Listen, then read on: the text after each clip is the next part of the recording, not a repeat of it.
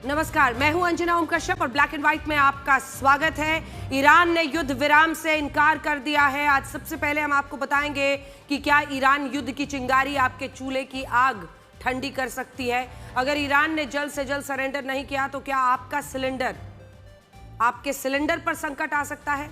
अगर आपका रसोई गैस सिलेंडर खत्म होने वाला है, आपकी गाड़ी में कम तेल बचा है, क्या आपके आसपास के रेस्टोरेंट वालों ने खाने पीने का सामान महंगा कर दिया है क्योंकि उन्हें कमर्शियल सिलेंडर मिलने में दिक्कत हो रही है। ऐसी स्थिति में आपको क्या करना चाहिए, इन सभी सवालों के जवाब आज आपको ब्लैक एंड व्हाइट के इस एपिसोड में मिलेंगे। क्योंकि अब ये युद्ध सिर्फ ईरान और इजराइल का नहीं रहा, बल्कि इसके धमाकों की आवाज अब आपके रसोई घर में भी सुनी जा सकती है। कुल मिलाकर बात सिर्फ इतनी है कि अगर ईरान ने सरेंडर नहीं किया तो खतरे में क्या आपका सिलेंडर आएगा। सबसे पहले आपको बता दें कि अमेरिका के राष्ट्रपति डोनाल्ड ट्रंप ने ईरान को धमकी दी है कि अगर उसने स्ट्रेट ऑफ हॉर्मूज में तेल सप्लाई रोकी तो अमेरिका इतने जोरदार हमले करेगा कि ईरान कभी फिर से खड़ा नहीं हो पाएगा। सबसे बड़ी धमकी दी है आज पीट हेगसेथ, अमेरिका के रक्षा मंत्री ने, कि आज की रात ईरान पर सबसे बड़ा हमला होगा, लेकिन ईरान झुकने को तैयार नहीं है। वो सीज फायर से सीधा इनकार कर रहा है। दूसरी तरफ ईरान ने रशिया और चाइना की सीज फायर की सलाह को ठुकरा दिया है और कह रहा है कि वो अब नहीं रुकेगा, और ट्रंप को सीधी चुनौती देते हुए कहा कि ईरान उनकी खोखली धमकियों से नहीं डरेगा। यहां तक कहा कि कहीं ऐसा ना हो कि ट्रंप ही दुनिया से गायब हो जाए। स्ट्रेट ऑफ हॉर्मूज में तेल सप्लाई बाधित होने का असर यह है कि अब दुनिया के तमाम देशों में पेट्रोलियम प्रोडक्ट्स की कीमतें बढ़ रही हैं। लोगों को डर है कि कहीं तेल मिलना बंद ना हो जाए, कहीं गैस की सप्लाई ना रुक जाए। इस संकट से अमेरिका के साथ यूरोप के तमाम देश परेशान हैं और सबसे गहरा असर एशिया के देशों पर हो रहा है। पाकिस्तान में तो लगभग आपातकाल जैसी स्थिति पैदा हो गई। आज सवाल यह है कि क्या भारत के लिए भी अब परेशान होने का वक्त है और क्या इसका असर आप पर भी होने वाला है। हालांकि अपने दर्शकों को हम बता दें कि पैनिक क्रिएट करने की जरूरत नहीं है। जो भी स्थिति है एलपीजी को लेकर वो हम आपको बताएंगे। आप बने रहिए हमारे साथ। और देश के किन कोनों से, हिस्सों से इस वक्त खबरें आ रही हैं किल्लत को लेकर, न सिर्फ वो बताएंगे बल्कि इसी के साथ ये भी बताएंगे कि इसकी तैयारी कैसी हो रही है। लेकिन इस वक्त की बड़ी खबर यह है कि अमेरिका ने ईरान पर यह आरोप लगाया है कि वो मिसाइल हमलों के लिए अपने स्कूल्स और हॉस्पिटल्स का इस्तेमाल कर रहा है। अमेरिका के सेक्रेटरी ऑफ डिफेंस, यानी जिनको आप रक्षा मंत्री कह सकते हैं, पीट हेगसेथ का आरोप है कि ईरान ने खाड़ी के मुस्लिम देशों पर जो मिसाइलें और आत्मघाती ड्रोन्स दागे हैं उनके लिए स्कूल्स और हॉस्पिटल्स की छतों का इस्तेमाल किया गया है। ये मिसाइल हमलों का वही पैटर्न है जिसे गाजा में हमास ने भी इजराइल के खिलाफ अपनाया था। और जब इजराइल ने इन स्कूलों और अस्पतालों पर बमबारी की थी तब इजराइल पर यह आरोप लगे थे कि वो अंतर्राष्ट्रीय कानूनों का उल्लंघन कर रहा है। लेकिन अब दावा है कि यही काम ईरान कर रहा है। और ऐसे में बड़ा सवाल यह है कि क्या अमेरिका इन स्कूल्स और हॉस्पिटल्स को भी निशाना बनाएगा। आज की एक और बड़ी खबर यह है कि अमेरिका के राष्ट्रपति डोनाल्ड ट्रंप ने आखिरकार इस युद्ध के बीच रशिया के राष्ट्रपति व्लादिमीर पुतिन से फोन पर बात की है। यहां सवाल यही है कि क्या राष्ट्रपति ट्रंप ईरान के खिलाफ लंबे युद्ध से डर गए हैं और इसीलिए अब वो राष्ट्रपति पुतिन से इसके अंत की बात कर रहे हैं, मदद मांग रहे हैं। राष्ट्रपति पुतिन को ईरान का पक्का दोस्त माना जाता है। आपने देखा होगा युद्ध जब से शुरू हुआ है पुतिन सीधा अमेरिका के खिलाफ, अमेरिका के इस हमले के खिलाफ बोल रहे हैं, युद्ध रुकने की बात कर रहे हैं। अमेरिका के इस हमले को ईरान की संप्रभुता पर सबसे बड़ा आघात कह रहे हैं। लेकिन बावजूद इसके ट्रंप ने आज फोन पर बात की है। तो वजह क्या थी? सबसे ज्यादा लोग यही मान रहे हैं इस वक्त कि डोनाल्ड ट्रंप अब लंबे युद्ध से डर गए हैं और वो मध्यस्थता का या सीज फायर का या युद्ध रुकने का कोई रास्ता ढूंढ रहे हैं। लेकिन ईरान झुकने को तैयार नहीं है, ईरान पीछे हटने को तैयार नहीं है। जब आयतुल्लाह खामेनी ईरान के सुप्रीम लीडर थे तब ईरान ने यूक्रेन युद्ध में उनकी काफी मदद की थी। उस वक्त ईरान ने रशिया को अपने शाहिद ड्रोन्स दिए थे और ये वही शाहिद ड्रोन्स हैं जो अब खाड़ी देशों में तबाही मचा रहे हैं। इस हफ्ते द न्यूयॉर्क टाइम्स ने अपनी रिपोर्ट में यह भी बताया था कि रशिया इस युद्ध में ईरान की मदद कर रहा है और राष्ट्रपति पुतिन ने ईरान को गोला बारूद देने में भी मदद की है। लेकिन आज राष्ट्रपति पुतिन से राष्ट्रपति ट्रंप ने फोन पर बात करके सबको हैरान कर दिया। बड़ी बात यह है कि यह फोन कॉल लगभग 1 घंटे तक चला है, 1 घंटे तक 60 मिनट। दोनों नेताओं के बीच आखिरी बार दिसंबर 2025 में बात हुई थी और ईरान युद्ध में अब तक अमेरिका ने रशिया से कोई संपर्क नहीं किया था, लेकिन इस 1 घंटे की फोन कॉल ने सारे समीकरण बदल दिए हैं और ऐसा माना जा रहा है कि राष्ट्रपति ट्रंप राष्ट्रपति पुतिन की मदद से इस युद्ध को रुकवाने की कोशिश कर सकते हैं। ये अटकलें इसलिए भी लगाई जा रही हैं क्योंकि राष्ट्रपति ट्रंप ने कहा है कि इस बातचीत में यूक्रेन युद्ध, ईरान युद्ध और कच्चे तेल और नेचुरल गैस के संकट पर चर्चा हुई, जबकि क्रेमलिन ने कहा है कि इस बातचीत में ईरान युद्ध को लेकर ज्यादा चर्चा हुई और राष्ट्रपति पुतिन ने यह भी कहा कि अगर यह युद्ध आगे फैलता है तो इससे मिडिल ईस्ट के क्षेत्र में अस्थिरता बढ़ सकती है। इस बातचीत से आपको अमेरिका का असली चरित्र भी समझ आएगा। इसी अमेरिका ने रशिया के खिलाफ युद्ध में यूक्रेन की काफी मदद की। राष्ट्रपति पुतिन के देश पर 26,000 से ज्यादा प्रतिबंध लगाए, लेकिन आज राष्ट्रपति ट्रंप खुद राष्ट्रपति पुतिन को फोन घुमाकर उनसे ईरान युद्ध पर बातें कर रहे हैं। लेकिन दूसरी तरफ ईरान ने चाइना, फ्रांस और रशिया के युद्ध विराम की अपील को खारिज कर दिया और यह कहा है कि वो फिलहाल सीज फायर के किसी भी प्रस्ताव को स्वीकार ही नहीं करेगा और इससे यह स्पष्ट हो गया है कि यह युद्ध फिलहाल रुकने वाला नहीं। ईरान बिल्कुल भी झुकने को तैयार नहीं दिख रहा है। ईरान उसी तरह से सामने खड़ा है। बड़ा सवाल यह है कि ईरान ऐसा क्यों चाहेगा कि अमेरिका और इजराइल के खिलाफ उसकी जंग लंबी खींचे। तो इसके पीछे 3 बड़े कारण हो सकते हैं। अगर युद्ध लंबा खिंचता है तो अमेरिका पर दबाव बढ़ता जाएगा। उसके लिए यह युद्ध न सिर्फ खर्चीला, थकाऊ बन जाएगा, बल्कि इस युद्ध के कारण दुनिया में कच्चे तेल और नेचुरल गैस की किल्लत होने से अमेरिका निशाने पर आ सकता है। अभी तक तो डोनाल्ड ट्रंप बड़ी आसानी से कह रहे थे कि तेल की कीमतें बढ़ती हैं तो बढ़े, लेकिन यह दबाव इतना आसान भी नहीं। दुनिया में अमेरिका की जो मजबूत छवि है वो इस युद्ध के लंबा खिंचने से टूट सकती है। अमेरिका अलग थलग पड़ सकता है। अभी तक यही कहा जाता था कि अमेरिका जाता है जहां पर हमला करना होता है, करके निकल जाता है, लेकिन इस बार तो पूछा जाएगा कि आपने कहा था कि कुछ दिनों में हम तबाह कर देंगे ईरान को, लेकिन ईरान तो आपके सामने खड़ा है। इसके अलावा अगर युद्ध लंबा खिंचता है, ये ईरान की जीत होगी। संदेश ये जाएगा कि खामेनेई की मौत के बाद भी ईरान ने सरेंडर नहीं किया, वो लड़ता रहा और टिका रहा। बड़ी बात यह है कि इस युद्ध में अब ईरान अपने सबसे खतरनाक हथियार को इस्तेमाल कर रहा है और ये हथियार कोई मिसाइल या गोला बारूद नहीं है। यह हथियार है वो समुद्री मार्ग जहां से अब तक दुनिया को 20% कच्चा तेल, नेचुरल गैस का निर्यात होता था। अब धीरे धीरे हम आपके LPG और आपके घर में जो सिलेंडर का इस्तेमाल हो रहा है उस खबर तक पहुंच रहे हैं। बने रहिए हमारे साथ, क्योंकि हम आपको बताएंगे कि ये जो स्ट्रेट ऑफ हॉर्मुज जिसे हम कहते हैं, जिसे ईरान ने अघोषित रूप से अब बंद कर दिया है और युद्ध का हथियार इसे ईरान बना रहा है। ईरान अब एक नई रणनीति लेकर आया है। द वॉल स्ट्रीट जर्नल के मुताबिक ईरान के इस्लामिक रेवोल्यूशनरी गार्ड कॉर्प्स ने दुनिया के सभी देशों को यह ऑफर दिया है कि अगर वो अमेरिका और इजराइल के राजदूतों को अपने देश से बाहर निकाल देंगे तो उनके जहाजों को स्ट्रेट ऑफ हॉर्मुज में निशाना नहीं बनाया जाएगा। युद्ध का हथियार यानी आप अमेरिकन एम्बेसी को अपने देश में खत्म कीजिए, अमेरिका के साथ अपना कांटेक्ट खत्म कीजिए, अपनी डिप्लोमेसी खत्म कीजिए, डिप्लोमेटिक रिलेशन खत्म कीजिए और तेल ले जाइए। ये नीति है अब ईरान की। इसकी जगह ऐसा करने वाले देशों को अब वो स्ट्रेट ऑफ हॉर्मुज में सुरक्षा भी दी जाएगी कि भाई आपका तेल अच्छे से यहां से जाएगा और ईरान इन देशों के कच्चे तेल, नेचुरल गैस की आपूर्ति को किसी भी हाल में रुकने नहीं देगा।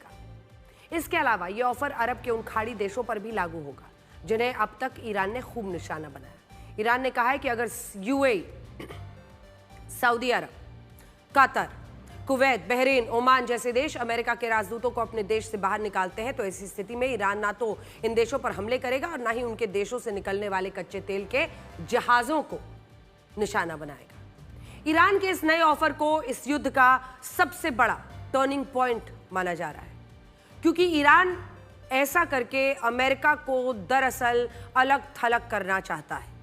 अगर कोई एक देश भी इस दबाव में अमेरिका के साथ अपने डिप्लोमेटिक रिलेशंस खत्म कर लेता है तो ईरान की बहुत बड़ी जीत कहलाएगी। वो दुनिया को यह बताने की कोशिश इस वक्त ईरान कर रहा है कि इन देशों से ईरान की कोई निजी दुश्मनी नहीं है।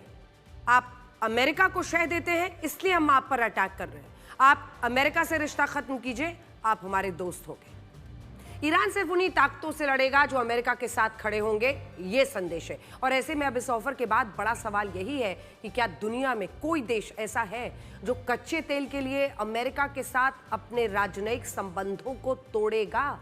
आप इसे ईरान की नई रणनीति भी कह सकते हैं, जिसमें रण का मतलब युद्ध से है, और इस युद्ध में ईरान मिसाइलों के साथ अपनी कूटनीतिक ताकत का भी पूरा इस्तेमाल कर रहा है। ईरान साफ साफ कह रहा है कि स्ट्रेट ऑफ हॉर्मूज या तो स्ट्रेट ऑफ पीस होगा, या ये उसके दुश्मनों के लिए स्ट्रेट ऑफ डिफीट यानी हार का रास्ता बनेगा। दूसरी तरफ अमेरिका के राष्ट्रपति डोनाल्ड ट्रंप अब ईरान को धमकियां भी दे रहे हैं। दरअसल जब ये खबर आई पहले कि डोनाल्ड ट्रंप अब शांति का रास्ता बातचीत के लिए तैयार है, उसके बाद ईरान ने सीधे आंखें दिखाई और आंखें तरेरते हुए कहा कि हम झुकने वाले नहीं हैं, हम युद्ध खत्म नहीं करेंगे। उसके बाद धमकियों की बौछार लग गई। डोनाल्ड ट्रंप ने कहा है कि अगर ईरान ने स्ट्रेट ऑफ हॉर्मूज में समुद्री जहाजों को निशाना बनाया तो अमेरिका 20 गुना ताकत से ईरान पर नए हमले करेगा, और इन हमलों के बाद ईरान कभी खड़ा नहीं हो पाएगा। हालांकि राष्ट्रपति ट्रंप की इस धमकी को ईरान की नेशनल सिक्योरिटी काउंसिल के सचिव अली लारिजानी ने खोखला बताया। उन्होंने राष्ट्रपति ट्रंप को चेतावनी दे डाली और ये लिखा कि कहीं ऐसा ना हो वो खुद ही गायब हो जाए। इसके अलावा ईरान की इस्लामिक रेवोल्यूशनरी गार्ड कॉर्प्स ने कहा है कि इस युद्ध को शुरू अमेरिका और इजराइल ने किया था, लेकिन अब ये खत्म कब होगा, किसकी शर्तों पर होगा, ये ईरान तय करेगा। तो सोचिए, किसी ने कल्पना नहीं की थी कि अयतुल्ला खामेनी की मौत के बाद ईरान अमेरिका और इजराइल को इस तरह से आंखें दिखाएगा, लेकिन अब ऐसा हो रहा है और ईरान ने इस युद्ध के सारे समीकरण ही बदल डाले हैं। हालात अब ये हो गए कि जो राष्ट्रपति ट्रंप इस युद्ध को लेकर विनिंग स्पीच देने की तैयारी कर रहे थे, अब उनकी भाषा बदल रही है। आज उन्होंने कहा कि ईरान के खिलाफ ये युद्ध जल्द खत्म हो सकता है। यह भी कहा कि अमेरिका और इजराइल अपने सभी लक्ष्य हासिल कर चुके हैं। इसके अलावा राष्ट्रपति ट्रंप ने मुश्तबा खामेनी को ईरान का नया सुप्रीम लीडर चुने जाने पर निराशा जताई और ये कहा कि वो उस फैसले से खुश नहीं है।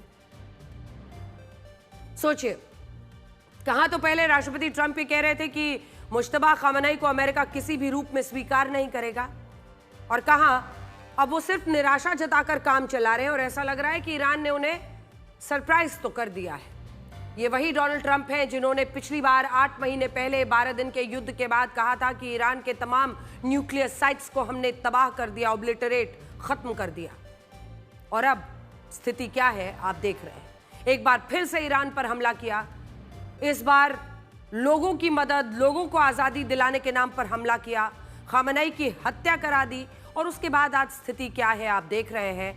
इस युद्ध का अंत का रास्ता दिखाई नहीं दे रहा और डोनाल्ड ट्रंप हर पल अपनी बात पे अलग अलग रुख अपनाते दिख रहे हैं। राष्ट्रपति ट्रंप खुद को शांति का मसीहा बताते हैं। कहते हैं कि उन्होंने अब तक दुनिया के 8 युद्ध रुकवाए, दुनिया में शांति की स्थापना की, बोर्ड ऑफ पीस भी बनाया, लेकिन हकीकत यह है कि क्या Donald Trump president of peace नहीं बल्कि अब प्रेसिडेंट ऑफ वॉर कहे जा रहे हैं। क्यों कहा जा रहा है, उसके लिए आपको उनका ये बयान सुनना होगा। आज राष्ट्रपति ट्रंप ने कहा है कि उनके सैनिकों को ईरान के समुद्री जहाज और युद्धपोत समुद्र में डुबोने में मजा आ रहा है। सोचिए, युद्ध में मजा, युद्ध में जहाज डुबोने से मजा किसे आ सकता है, और एक राष्ट्रपति की ऐसी भाषा कितनी जायज है। जब ईरान युद्ध के कारण पूरी दुनिया के शेयर बाजार में उथल पुथल मची है, पिछले 10 दिनों में भारत के शेयर मार्केट से 30 लाख करोड़ रुपए खाक हो चुके हैं।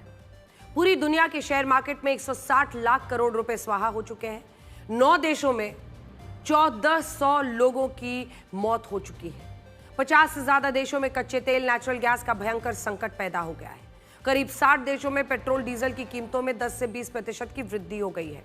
अमेरिका के इस युद्ध में 8 सैनिक मारे जा चुके हैं। तब इस युद्ध को शुरू करने वाले राष्ट्रपति ट्रंप जानते हैं क्या कर रहे हैं। वो इस वॉर टाइम में अपने लिए मी टाइम निकालकर गोल्फ खेल रहे हैं, और हमें लगता है कि ये तस्वीरें दुनिया के साथ एक मजाक से कम नहीं। नए साल के मौके पर जब पत्रकारों ने राष्ट्रपति ट्रंप से ये पूछा था कि साल 2026 के लिए उनका न्यू ईयर रेजोल्यूशन क्या होगा, तो राष्ट्रपति ट्रंप ने कहा था पीस ऑन अर्थ, यानी वो दुनिया में शांति लाना चाहते हैं, लेकिन इसकी जगह दुनिया में क्या किया वो अब सब देख रहे हैं। इस युद्ध में ईरान भले जीते ना जीते, लेकिन अमेरिका इस युद्ध को हार रहा है। और ऐसा हम नहीं कह रहे, बल्कि ये बात पश्चिमी मीडिया लिख रहा है। इस युद्ध की शुरुआत से पहले ईरान की सैन्य शक्ति को कम करके आंका गया, लेकिन आपको विश्वास नहीं होगा कि ईरान के 20 से 40 लाख रुपए के शाहिद ड्रोन्स और बैलिस्टिक मिसाइल्स ने अमेरिका के हजारों करोड़ों रुपए के मिसाइल डिफेंस सिस्टम रडार्स को तबाह किया। और ऐसे में सवाल यह भी है कि क्या इसी वजह से राष्ट्रपति ट्रंप ने राष्ट्रपति पुतिन से फोन पर बात की? जिस THAAD यानी THAAD डिफेंस सिस्टम पर अमेरिका गुरूर करता था, उस THAAD के रडार सिस्टम को ईरान ने आत्मघाती ड्रोन से पूरी तरह नष्ट कर दिया। सऊदी अरब के एयरुबा, अल खर्ज, UAE के अल रुवाइस और जॉर्डन के अजरक में ईरान की IRGC ने 4 THAAD डिफेंस सिस्टम को उड़ाने का दावा किया। और ये हमले 20 से 40 लाख रुपए के शायद ड्रोन से किए गए थे, जबकि ये THAAD डिफेंस सिस्टम की कीमत 3000 करोड़ रुपए है। अमेरिका ने कतर के अल उदैद एयरबेस पर 9000 करोड़ रुपए के अर्ली वार्निंग रडार सिस्टम्स को तैनात किया था, जो ईरान की बैलिस्टिक मिसाइल्स को इंटरसेप्ट करने में मदद करता था। लेकिन इस 9000 करोड़ रुपए के रडार सिस्टम को भी ईरान ने शाहिद ड्रोन से नष्ट किया। इस युद्ध में अमेरिका से उसकी सबसे बड़ी आंख छीन ली। ईरान का यह भी दावा है कि उसने अमेरिका के 3 MQ-9 रीपर ड्रोन्स को मार गिराया, जिनमें एक MQ-9 रीपर ड्रोन 827 करोड़ रुपए का है। कुवैत के कैंप अरिफजान में भी ईरान ने अमेरिका के रडार डोम को नष्ट कर दिया, जो 275 करोड़ रुपए का था। और ये लिस्ट बहुत लंबी है। हम आपको बस ये बता रहे हैं कि जब युद्ध लड़ा जाता है तो नुकसान दोनों तरफ होता है। ऐसा नहीं है कि अमेरिका खुद को सुपर पावर मानता है तो इस युद्ध में आगे रहेगा। हकीकत यह है कि ईरान ने अमेरिका को अलग अलग तरीकों से चोट पहुंचाई है, जो शायद उन्होंने पहले से सोचा नहीं था। पहले तो उसके जितने एलाई देश हैं इस वक्त मिडिल ईस्ट में, उन देशों पर लगातार हो रहे हमले के बाद अमेरिका पर जबरदस्त दबाव है। और इसी के साथ अमेरिका के हथियारों के खिलाफ भी, जो वो लगातार अपने मिसाइलों, अपने ड्रोन से हमले कर रहा है, नाक में दम कर रहा है। आज भी जब अमेरिका ने मिडिल ईस्ट के देशों में M142 high mobility artillery rocket system को तैनात किया है, तब ईरान के विदेश मंत्री अब्बास अराक्ची ने कहा है कि अगर कल को ईरान इस रॉकेट सिस्टम को भी नष्ट करता है तो किसी को उससे शिकायत नहीं होनी चाहिए। ये पोस्ट हम उनका दिखा रहे हैं। हालांकि अमेरिका की अब्बास अराक्ची ईरान के विदेश मंत्री हैं।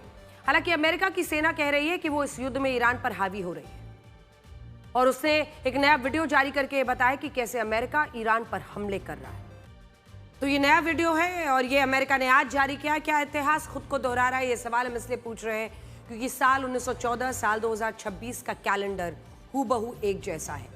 साल 1914 में जिस तारीख को जो दिन आया था, 2026 में भी उसी तारीख पर वही दिन पड़ रहा है। 10 मार्च 1914 को अगर मंगलवार था, तो आज 112 साल बाद 2026 में भी 10 मार्च को मंगलवार है। इन दोनों सालों का एक जैसा होना कई लोगों को परेशान कर रहा है, और इसका कारण यह था कि 1914 वो साल था जब दुनिया में पहले विश्व युद्ध की शुरुआत हुई थी, और साल 2026 वो साल है जब दुनिया तीसरे विश्व युद्ध के मुहाने पर खड़ी है। और अब तक ईरान युद्ध की चपेट में कुल 14 देश आ चुके हैं।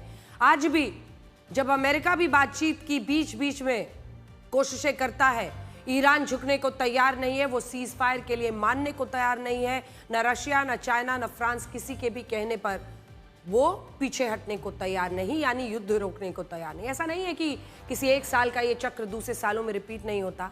साल 1914 जैसा कैलेंडर साल 1925, 31, 1942, 1953, 1959, 1970, 1981, 1987, 1998, 2009, 2015 में भी रिपीट हुआ था। लेकिन तब दुनिया ने वैसी अस्थिरता नहीं देखी जैसी आज 2026 में देख रही है। आज ईरान युद्ध के कारण पूरी दुनिया में कच्चे तेल और नेचुरल गैस का संकट पैदा हो गया है, और अब इस संकट की आंच भारत भी महसूस कर रहा है। आज बड़ा सवाल यह है कि क्या इस युद्ध का असर आपके रसोई गैस सिलेंडर पर पड़ने वाला है। देखिए, पेट्रोल की कीमतें एक ऐसे वक्त पर जब अनेकों देशों में, पूरे विश्व में कीमतें बेतहाशा बढ़ रही हैं पेट्रोल डीजल की, भारत में अभी तक ऐसा नहीं हुआ है। लेकिन LPG सिलेंडर जिसका इस्तेमाल लोग घरों में करते हैं, होटल्स में, रेस्टोरेंट में किया जाता है, क्या उस पर असर होगा? दुनिया की कुल आबादी 800 करोड़ है, जिनमें 74% लोग खाना पकाने के लिए LNG और LPG जैसी कुकिंग गैस का इस्तेमाल करते हैं, 74%। अगर संख्या में देखें तो 800 करोड़ कुल आबादी दुनिया की है, ऐसे में 590 करोड़ लोग कुकिंग गैस पर निर्भर है। 590 करोड़। भारत की बात करें तो हमारे देश में भी कुल 33 करोड़ LPG सिलेंडर के कनेक्शंस हैं। इसके अलावा 1 करोड़ 62 लाख लोगों के घरों में पाइपलाइन के जरिए कुकिंग गैस पहुंचाई जाती है। तो लगभग समझ लीजिए 34 करोड़ 60 लाख के आसपास लोग इस LPG सिलेंडर पर निर्भर हैं भारत में, 34 करोड़ से ज्यादा लोग। और ऐसे में बड़ी चिंता यही है कि अगर ईरान ने सरेंडर नहीं किया तो क्या आपका रसोई गैस सिलेंडर में खतरे में आ सकता है। तो आज भारत सरकार ने बड़ा कदम उठाया है, एसेंशियल कमोडिटीज एक्ट 1955 लागू कर दिया है, जिसका मकसद है संकट की घड़ी में जरूरी सामानों की जमाखोरी को रोकना। नाम ही है एसेंशियल कमोडिटीज एक्ट। सरकार ने यह भी कहा है कि अगर कोई व्यक्ति घरेलू इस्तेमाल के लिए LPG सिलेंडर खरीदता है, एक बार इसको हटाइएगा स्क्रीन से, एसेंशियल कमोडिटीज एक्ट लगा है, एस्मा नहीं लगा है, उसको हटा दीजिए। घरेलू इस्तेमाल के लिए LPG सिलेंडर खरीदता है तो उसे दूसरा सिलेंडर बुक कराने के लिए 25 दिन का इंतजार करना होगा। यह समय सीमा पहले 21 दिन की थी, लेकिन अब इसे इसलिए बढ़ाया गया है ताकि लोग LPG सिलेंडर की जमाखोरी ना करें। एसेंशियल कमोडिटीज यानी ऐसे सामान जो जरूरत के सामान है, जरूरी सामान है, उसको एसेंशियल कमोडिटीज में एक्ट में डाला गया है कि भाई उसकी लोग जमाखोरी ना करें। क्योंकि जब जब ऐसी स्थितियां बनती हैं, आपने देखा था कोविड के दौरान क्या हुआ था, कोई ऑक्सीजन सिलेंडर की जमाखोरी करके बेच रहा था, पैसे कमाने की कोशिश कर रहा था, कोई वैक्सीन की जमाखोरी कर रहा था। जब लोग इतने निर्मम हो सकते हैं तो ऐसे मौके का भी बहुत लोग फायदा उठाने की कोशिश करेंगे। आपको भी सतर्क रहना होगा। जिन लोगों को ऐसा लग रहा है कि घर में रसोई गैस के लिए LPG सिलेंडर मिलना अब मुश्किल हो सकता है, अभी आपको ये पूरी खबर देखनी चाहिए। सरकार ने साफ कहा है कि घरेलू सिलेंडर की आपूर्ति में कटौती नहीं होगी। लोगों को पहले की तरह रसोई गैस के सिलेंडर मिलते रहेंगे। इसकी जगह जो कमर्शियल सिलेंडर है उसकी आपूर्ति को सीमित किया जाएगा। कमर्शियल सिलेंडर क्या होता है? कमर्शियल सिलेंडर का इस्तेमाल होता है, उसका मतलब यह होता है कि होटल्स, रेस्टोरेंट, बार, पब में जो LPG सिलेंडर इस्तेमाल होते हैं उनकी आपूर्ति कम की जाएगी। इसकी वजह से मुंबई में 20% होटल्स और रेस्टोरेंट्स बंद भी हो चुके हैं। Indian hotel and restaurant association का कहना है कि अगर कमर्शियल सिलेंडर की आपूर्ति में अगले 2 से 3 दिनों में कोई सुधार नहीं हुआ तो मुंबई के 50% होटल्स और रेस्टोरेंट्स बंद हो जाएंगे। यही हाल दूसरे राज्यों और शहरों का भी है। बेंगलुरु में कमर्शियल सिलेंडर कम होने की वजह से 3000 होटल्स, रेस्टोरेंट्स बंद हो चुके हैं, ऐसा दावा किया जा रहा है।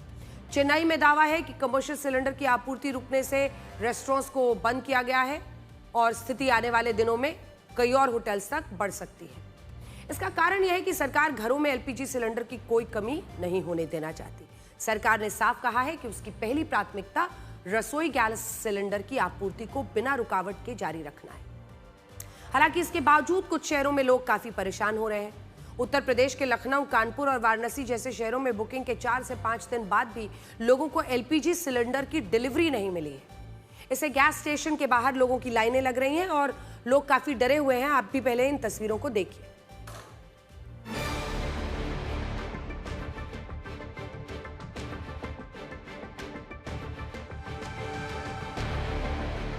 शॉर्टेज की वजह से ही है थोड़ा। अच्छा, तो यहाँ पर दिक्कत आ रही है?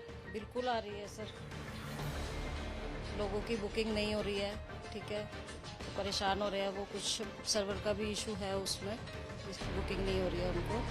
तो हो जाएगी बुकिंग, तो हो जाएगी, लेकिन 25 दिन का लिमिट है उसमें। 25 दिन तो हो गए हैं, पर बुकिंग की इशू हो रहा है कि अभी सर्वे नहीं चल रहे हैं, तो बुकिंग नहीं। कल से परेशान हो रहे हैं हम कि घर में सिलेंडर ख़त्म हो गया है, क्योंकि दिक्कत हो रही है हमारे को। छोटे बच्चे हैं, वो ये दिक्कत हो रही है।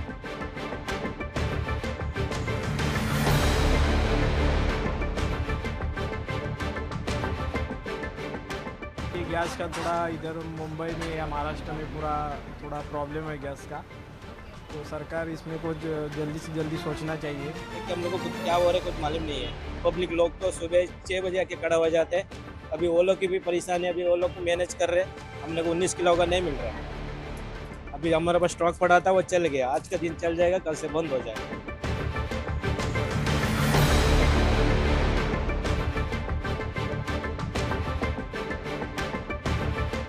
सुबह से लोग आकर लाइन लगाए हुए हैं, उसके बाद जो है उसके बाद भी बुकिंग नहीं हो रहा है जो है। और समस्या जो है लोग लाइन में खड़े हैं, सबके यहाँ शादी है, विवाह है, सब परेशान है जो है। सुबह से आके लोग लाइन लगाए हुए हैं और सिलेंडर नहीं, दिक्कत ये है कि बुकिंग हो नहीं रहा है, गैस मिल नहीं रहा है। दिक्कत है कि हमारे घर में मेरी सास का परम भोज है, कल हमको सिलेंडर नहीं मिल रहा है। कल हमारे घर की इज्जत कैसे रहेगी? नात बात हित दोस्त सबको हम न्योत बैठे हैं। सिलेंडर की इतनी शॉर्टेज है तो हमारे घर भोजन कैसे बनेगा? आज एक हफ्ते से तो हमारी बहू लोग लकड़ी पर खाना बना के खा रही हैं।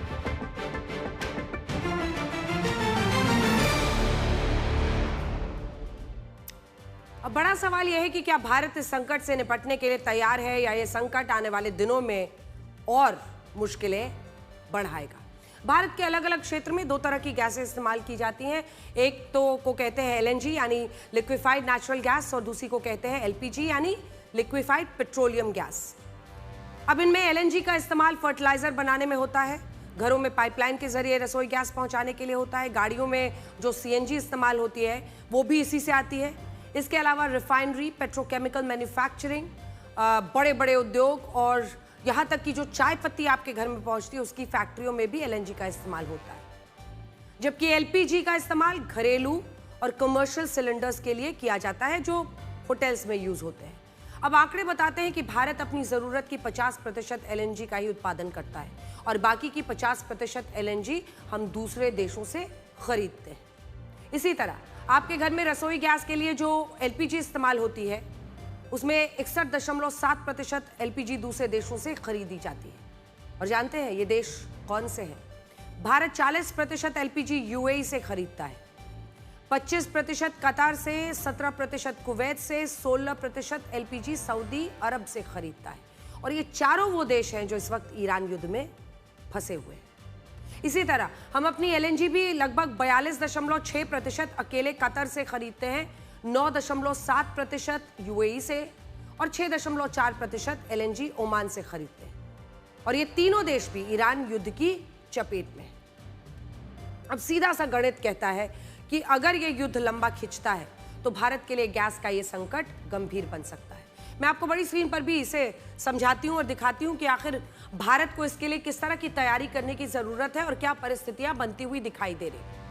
देखिए, असल में ये जो पर्शियन गल्फ और स्ट्रेट ऑफ हॉर्मूज का समुद्री मार्ग है जो हम आपको कई दिनों से दिखा रहे हैं, ये फारस की खाड़ी इधर है, ऊपर ईरान है और ये देख रहे हैं आप स्ट्रेट ऑफ हॉर्मूज, इतनी सी जगह है बस। ये वाला जो पतला सा सकरा रास्ता है, यहीं पर वो युद्ध का हथियार इसे बना रहा है और यहाँ से शिप्स को जाने नहीं दे रहा है। कुछ ships LNG LPG supply, Bharat के जहाज यहाँ पर फंसे हुए हैं फारस की खाड़ी में, ये वाले हिस्से में यहाँ पर कुछ जहाज फंसे हुए हैं और दूसरी तरफ कुछ जहाज इधर ओमान की खाड़ी में भी अलग जगहों पर। तो ये स्ट्रेट ऑफ हॉर्मूज के साथ तो आप समझ सकते हैं पर्शियन गल्फ और स्ट्रेट ऑफ हॉर्मूज का समुद्री मार्ग है और यहीं से हमारे कंटेनर्स एलएनजी एलपीजी लेकर आते हैं। लेकिन युद्ध के कारण ऐसे हालात हो गए हैं कि 6 से 7 लाख TEU कंटेनर्स इस समुद्री मार्ग में फंसे हैं। इनमें भी 3.5 कंटेनर्स ऐसे हैं जो Persian gulf straight of Hormuz में अटके हैं, जबकि कई जहाज कंटेनर स्ट्रेट ऑफ हॉर्मूज की तरफ आगे नहीं बढ़ पा रहे और युद्ध के कारण खाड़ी देशों से भारत को गैस की आपूर्ति पूरी तरह प्रभावित हो रही है। हालांकि ऐसा नहीं है कि अगर खाड़ी देशों ने गैस की सप्लाई रुकी रही तो सरकार कुछ नहीं करेगी। सरकार क्या कर सकती है? तो ऑस्ट्रेलिया, नॉर्वे, अल्जीरिया से गैस खरीदने के बारे में बात कर रही है। अगर ऐसा संभव हो जाता है तो ईरान युद्ध में भी हम एलएनजी और एलपीजी की कमी नहीं होने देंगे। दूसरा, सरकार ने सभी ऑयल रिफाइनरीज को यह भी निर्देश दिए हैं कि वो एलएनजी एलपीजी के उत्पादन को ज्यादा से ज्यादा बढ़ाने की कोशिश करें। ये देखिए, एलएनजी एलपीजी का उत्पादन बढ़ाएं, गैस संकट से निपटने के लिए जो भी कोशिशें हो सकती हैं थोड़ी बहुत मुश्किलें जरूर इस वक्त आएंगी, लेकिन भारत में गैस के इस संकट से निपटा जा सकेगा और अभी सरकार इसकी कोशिशें कर रही है। यहां हम आपको ये भी बताना चाहते हैं कि अगर ये संकट और बढ़ता है तो ऐसी स्थिति में आप पर इसका क्या असर हो सकता है। जैसा कि हमने आपको बताया, भारत में 33 करोड़ लोगों के पास सिलेंडर है, सीएनजी स्टेशंस 609 हैं। इसी के साथ अगर आप देखिए तो 1,62,00,000 पीएनजी कनेक्शन है जो आपको डायरेक्ट गैस पाइपलाइन से मिलता है। थोड़ा जूम इन कर दीजिए, हाँ ऊपर वाली तस्वीर पर इस तरह की पाइपलाइन से सीधा गैस आता है और लोग घर में खाना बनाते हैं। और फर्टिलाइजर के लिए जो एलएनजी इस्तेमाल होता है वो लगभग 28.8% है। तो ऐसे में अगर आप देखिए भारत में अगर 8,609 सीएनजी स्टेशन हैं जिन पर देश के लगभग 75 लाख सीएनजी वाहन निर्भर करते हैं। देश में लगभग 29% एलएनजी अकेले फर्टिलाइजर के लिए इस्तेमाल होती है, जो हम यहां पर आपको दिखा रहे हैं। तो असर तो पड़ेगा। अगर इस पर असर पड़ता है तो हमारे किसान प्रभावित होंगे और इसीलिए ये युद्ध कई चुनौतियां लेकर आया है। लेकिन अच्छी बात यह है कि भारत में अब भी स्थिति नियंत्रण में है और जब दुनिया के 50 से ज्यादा देशों में कच्चे तेल की कीमतें 10 से 20% तक बढ़ चुकी हैं, पेट्रोल डीजल की कीमत बढ़ चुकी है, तब भारत में अभी ऐसा कोई संकट नहीं आया है। हम आपसे यही कहेंगे कि आपको पैनिक नहीं करना है और ये बात याद रखनी है कि सरकार की पहली प्राथमिकता यह है कि घरों में जो एलपीजी मिलने वाला सिलेंडर है वो मिलता रहे और उसमें कोई दिक्कत ना आए। ऐसा नहीं है कि कच्चे तेल और नेचुरल गैस का ये संकट सिर्फ भारत में है। कच्चे तेल की कीमतें भारत में अभी बढ़ी नहीं है, विश्व के देशों में बढ़ गई हैं। आप फ्रांस की तस्वीरों को देखिए, जहां लोगों को कार निकालने से पहले सोचना पड़ रहा है। लोगों का कहना है कि 100 किलोमीटर चलने के लिए 2,000 रुपए से ज्यादा का तेल लग रहा है। और यही हाल वियतनाम का है। वियतनाम में पेट्रोल पंपों पर लंबी कतारें लगी हैं। लोग ऑफिस से लंच ब्रेक लेकर पेट्रोल भरवाने जा रहे हैं, फिर भी घंटों इंतजार करना पड़ रहा है। कई जगह तो आधे घंटे लाइन में लगने के बाद भी पेट्रोल पंप के कर्मचारी ब्रेक बोलकर बिक्री बंद कर दे रहे हैं। फिर लोगों का गुस्सा दिख रहा है। पोलैंड की तस्वीरें आपको दिखाते हैं। पोलैंड में भी लोग अब कार छोड़कर बस और मेट्रो का सहारा ले रहे हैं। लोगों का ये कहना है कि अगर कीमतें इसी तरह बढ़ती रहीं तो देश में महंगाई काबू से बाहर हो जाएगी। जर्मनी में भी लोग वहां की सरकार से मदद की उम्मीद कर रहे हैं। वहां कुछ लोग चालाकी भी दिखा रहे हैं और वो जर्मनी में थोड़ा ही तेल भरवा रहे हैं ताकि पड़ोसी देश लग्जमबर्ग पहुंच सके, क्योंकि लग्जमबर्ग में तेल सस्ता मिल रहा है। ईरान युद्ध की वजह से अमेरिका के लॉस एंजलिस के लोग भी गैस स्टेशंस पर बढ़ी हुई कीमतें देखकर परेशान है। वहां सड़कों पर ट्रैफिक तो है, लेकिन लोग बढ़ते खर्च से काफी डरे हुए। फ्लोरिडा की तस्वीरें दिखाते हैं। अमेरिका में रात भर में पेट्रोल की औसत कीमत 3 रुपए प्रति लीटर बढ़ी। पर्शियन गल्फ में तेल की सप्लाई रुकने के फ्लोरिडा के लोग भी पंपों पर कतार लगाने के लिए मजबूर हो गए। देखिए, आपको बताते हैं वर्ल्ड ऑयल क्राइसिस की जो तस्वीरें हमने आपको अलग अलग देशों से दिखाई। ईरान वॉर से उपजे तेल और गैस का संकट, भारत तो बड़े आराम से इस वक्त उसकी तैयारी कर रहा है। कच्चे तेल के मामले में हम अभी तक अपनी स्थिति को भी नियंत्रण रख, लेकिन हमारे पड़ोसी पाकिस्तान अभी से हाल बहुत खराब हो गया है और वहां चुटकुले चल रहे हैं कि कटोरा भर भी तेल नहीं बचा है। युद्ध ईरान में हो रहा है, सबसे पहले हालात पाकिस्तान के खराब हो गए। पाकिस्तान में अभी से तेल संकट आ गया। शाहबाज सरकार को सूझ नहीं रहा कि वो करें तो क्या करें। पाकिस्तान अपने इस्तेमाल का ज्यादातर तेल आयात करता है। ईरान युद्ध की वजह से कच्चे तेल की कीमतें 90 से $100 प्रति बैरल तक है और पाकिस्तान के सिर पर कर्जा इतना कि उसकी हैसियत इतना महंगा कच्चा तेल खरीदने की है ही नहीं। और यही वजह है कि पाकिस्तान की तस्वीरें देखिए। पाकिस्तान के प्रधानमंत्री शहबाज शरीफ ने तेल संकट से निपटने का तरीका निकाल लिया है। उन्होंने अपने देश के लोगों से कहा है कि तेल का इस्तेमाल कम करें, वाह, ताकि आयात करने की ज्यादा जरूरत ना पड़े। शहबाज शरीफ ने पाकिस्तान को 2 महीने का प्लान दिया है। इन 2 महीनों में 50% सरकारी वाहनों में तेल नहीं डाला जाएगा, 60% सरकारी वाहनों का इस्तेमाल नहीं होगा। कैबिनेट मंत्रियों को 2 महीने की सैलरी नहीं मिलेगी। पाकिस्तान के सभी सांसदों की 25% सैलरी काटी जाएगी। सरकारी अधिकारियों की 2 दिन की सैलरी कटेगी। इस मास्टर प्लान के तहत शहबाज शरीफ पाकिस्तान को तेल संकट से निकालने की कोशिश कर रहे हैं। आप सोचिए कि युद्ध में सीधे तौर से प्रभावित ना होने के बावजूद पाकिस्तान के हालात बदतर हो गए। पाकिस्तान में तेल संकट इतना बड़ा है कि अब फ्यूल स्टेशंस पर लंबी कतारें लगी हैं। ज्यादातर फ्यूल स्टेशंस पर तेल की सप्लाई ठप है और तो और शहबाज सरकार ने तेल की कीमतों में अचानक बढ़ोतरी करके पाकिस्तान के लोगों की कमर तोड़ दी है। कुछ वक्त पहले तक पाकिस्तान में 1 लीटर पेट्रोल की कीमत लगभग 266 रुपए और 1 लीटर डीजल की कीमत पाकिस्तानी रुपया 280 थी। लेकिन शाहबाज सरकार ने तेल संकट को देखते हुए कीमतों को 55 रुपए प्रति लीटर और बढ़ा दिया। यानी पाकिस्तान में अब 1 लीटर पेट्रोल 321 रुपए में और 1 लीटर डीजल 335 पाकिस्तानी रुपए में मिल रहा है।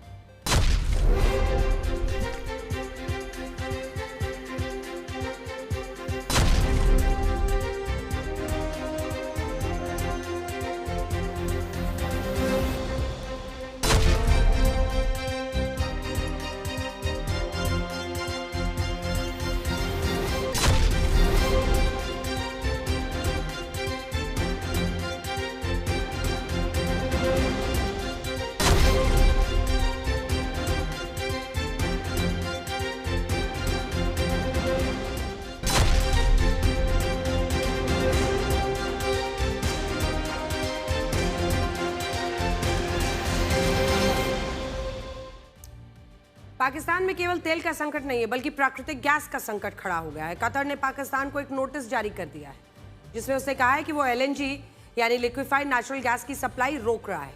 LNG का इस्तेमाल खाना पकाने, बिजली बनाने में, उद्योगों में, कार, ट्रक, जहाज के ईंधन के रूप में यूज होता है। भारतीय घरों के किचन में होने वाली PNG की सप्लाई LNG का ही एक रूप है। महंगाई से परेशान पाकिस्तान को अब तेल और गैस के संकट से जूझना पड़ रहा है और ये एक बड़ी समस्या बन गया है। पाकिस्तान ने खुद पर आई इस आपदा को अवसर में बदलने की कोशिश शुरू कर दी। उसने तेल और गैस संकट के बीच सऊदी अरब के आगे फैला दिया है कटोरा। पाकिस्तान ने सऊदी अरब से आर्थिक रियायतों और मदद मांगी है। पाकिस्तान ने सऊदी अरब से अपील की है कि उसने कर्ज के तौर पर जो 46,000 करोड़ रुपए दिए हैं उसको चुकाने की समय सीमा 10 वर्ष तक कर दिया जाए और इसके अलावा डिफर्ड ऑयल पेमेंट की सुविधा को 10,920 करोड़ रुपए से बढ़ाकर 45,500 करोड़ रुपए किया जाए। डिफर्ड पेमेंट सुविधा का मतलब ये है सामान पहले ले लो और पैसा बाद में दो। पाकिस्तान को सूट करता है लेकिन अब और टाइम मांग रहे हैं। सऊदी अरब पाकिस्तान से तेल की पेमेंट बाद में लेता था और ये क्रेडिट अभी तक 10,000 करोड़ रुपए का था जिसे पाकिस्तान बढ़ाने की मांग कर रहा है। पाकिस्तान ने सऊदी अरब से पहले भी अपील की थी लेकिन उसने ऐसा करने से इनकार कर दिया था। लेकिन सऊदी अरब के मौजूदा हालातों को देखते हुए पाकिस्तान की अपील ब्लैकमेलिंग है क्योंकि इस वक्त सऊदी अरब ईरान युद्ध से प्रभावित है। ईरान उस पर लगातार हमले कर रहा है। आपको याद होगा कि ऑपरेशन सिंदूर के समय युद्ध केवल सीमा पर ही नहीं हो रहा था, एक युद्ध गलत सूचनाओं का चल रहा था। यह एक तरह का साइबर वॉर था जिसमें राफेल को मार गिराने या भारत के S-400 को ध्वस्त कर देने की अफवाहें फैलाई जा रही थी। इसे आप प्रोपेगेंडा वॉर या फेक इंफॉर्मेशन वॉरफेयर कह सकते हैं। अब यही सब ईरान युद्ध में भी दिख रहा है जिससे मिडिल ईस्ट के देश परेशान हो गए हैं। मिडिल ईस्ट में मौजूद ईरान समर्थक हमलों से जुड़ी गलत सूचनाएं फैलाकर अफरा तफरी का माहौल बना रहे हैं। मिडिल ईस्ट के देश फेक इंफॉर्मेशन वॉरफेयर से परेशान है, इसीलिए कई देशों ने हमलों से जुड़ा वीडियो बनाने और सोशल मीडिया पर उसे पोस्ट करने को अपराध की श्रेणी में डाल दिया है। और यही नहीं, गिरफ्तारियां हो रही हैं। ये एक तरह की वॉर इंफॉर्मेशन सेंसरशिप भी कहते हैं जिसे कई देश अपना रहे हैं। हालांकि युद्ध के माहौल में सही जानकारी मिलना पूरी दुनिया के लिए जरूरी है, लेकिन गलत सूचनाओं के प्रसार को रोकने के लिए क्या ऐसा करना जरूरी नहीं? ईरान वॉर से सबसे ज्यादा प्रभावित देशों में है सऊदी अरब, UAE, बहरीन, कतर और कुवैत। ईरान इन देशों को अपने खास टारगेट्स पर रखे है, जबकि उसकी लड़ाई अमेरिका, इजराइल से बीते कुछ दशकों में मिडिल ईस्ट के इन देशों ने प्रगतिशील विचारधारा को अपनाया और अपनी सुरक्षा को मजबूत बनाया। इसी के आधार पर इन देशों ने विदेशी निवेशकों को भी आकर्षित किया है। ईरान के हमलों और इससे होने वाली तबाही की झूठी खबरों ने इन देशों की छवि को नुकसान पहुंचाया और यही वजह है कि इन सभी देशों ने वॉर इंफॉर्मेशन सेंसरशिप लगा दी है।